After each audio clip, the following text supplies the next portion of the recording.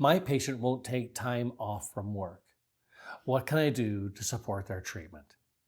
It's important to remember, and oftentimes your patients are not going to know this because they've never made a PIP claim. And they don't realize that PIP pays, in addition to the medical bills, it will also pay wage loss for 52 weeks up to a maximum of $3,000 a month or 70% of their wage loss, whichever is less. This means that if your patient makes $1,000 a month, they will get $700 if they're off work for a month from PIP. If your patient makes $10,000 a month, they're going to get the maximum of $3,000 through PIP.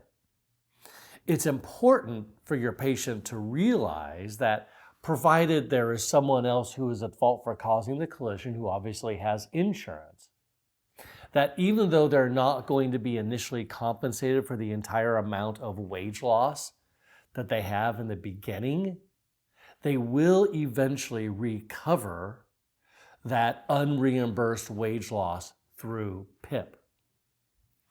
And as you know, they have to be off work for 14 days, and there has to be a verification of lost wages from their employer.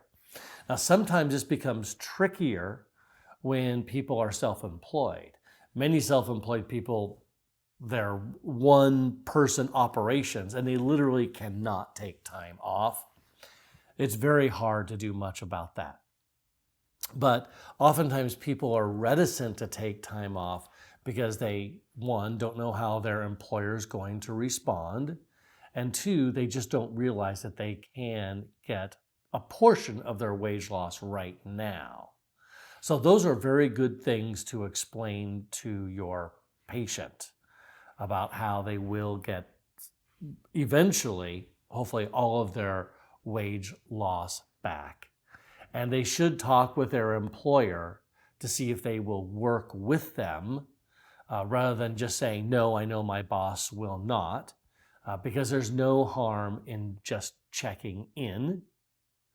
And lastly, when someone is self-employed, it tends to be a little trickier. A lot more documentation is necessary to establish their wage loss.